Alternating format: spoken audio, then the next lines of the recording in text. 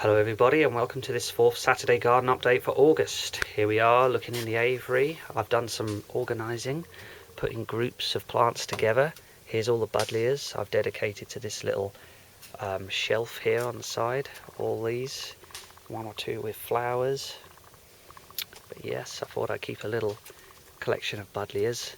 Here's some grasses, another bunch of plants saved from the bins from work.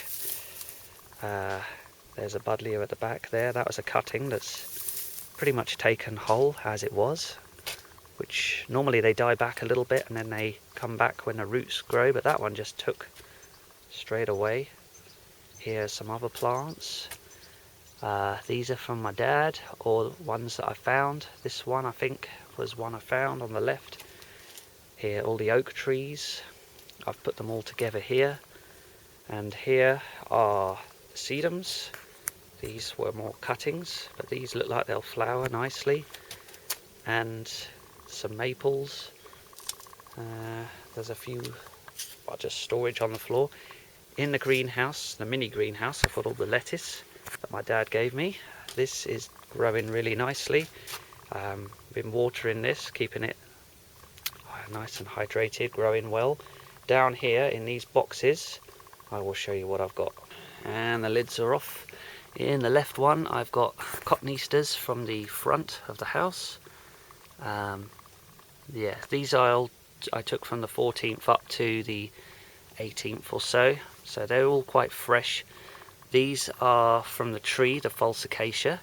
I don't think these take very well, but one or two have still got leaves that haven't crumpled yet. These were all from my parents' garden. There's some globosa Buddleias, and I think there's some lilacs and some others. There's a weeping Buddleia, and a few others there. I can't remember all the names, but we'll see what happens. These are all Hebes down here. I went to visit the original Hebe parent plant where I got all my cuttings from 6 years ago, but it died last winter when we had those -10 temperatures for a few nights. That killed it, unfortunately. These all survived, or the parent plants of these particular ones all survived by being in these very boxes and escaped the killer frosts. So I've kept the line alive, thankfully. See what happens. These are all Buddleias. There's very light pink or light purple at the back, and there's some whites and there's some sort of red purples at the fronts. Some nice ones there. And in this plant pot, I've labelled the front of this Limey the second, because unfortunately the original Acer didn't make it. These are all cuttings from the same plant, the parent plant, and I've got even more in this little box. Oh, open them up. These are doing quite well also. Each one of these is a cutting. Because I had such a low success rate with the first bunch, I've just put these, I've just taken loads. Hopefully I'll get a good few of them take. But yes, there we are. There's the Buddleias growing nicely. Yes, some flowers on these. Here's the peppers. I'm going to try and overwinter these large ones and bring those into the house where I've got a bit of space. The other ones I'm going to overwinter are these older ones because they're already nice and strong and well established. Here's this plant, the cutting from the woods, growing from strength to strength. You can see the cutting that didn't make it, or the two that didn't make it and the one that did. Limey, the original plant, I had it by the house but I put it in here, but unfortunately that's what's left of the old Acer. I just kept moving it too much, repotting it, I guess. But now that I know all of those lessons, I'll treat those ones differently. Yes, that's the way it goes. Here's all the peppers. Yes, the only trouble I've had with the peppers really in here is slug damage, but I've tried to keep them out. Here's the Hebe plants. These are the parent plants to the ones in the cutting box. There's 8 here. There's some spireas and all these peppers. Here's some peppers. These are from an orange Ramiro that I crossed with a hybrid, and these just look like the pollen plant, the hybrid bell and chili jalapeno, and they're red the same, so I'm not sure really. It's just the way it goes. This is a red one. This is from a hybrid of what have I got? It's that. So that's a bell chili hybrid mother plant and a orange bell father plant. So they've taken the red from the jalapeno again. And this one here, can you see the fruits? There they are. Those are a hybrid of a, what's it? Best if I show you. There we are. The mother plant was a Ramiro and a chili cross, and then that was crossed to a bell. Pollen taken from the bell. But there you go. There we are. All of these I've kept the labels on all of these, so I know. There's a yellow chili jalapeno fruit starting to colour up. Yeah, some nice heat in them. And here are some more. There's a very nice fruit on one or two of these. This is an F2 fruit. This is also, I think this is an F1, a cross between a bell and a Ramiro. From this, the original plant.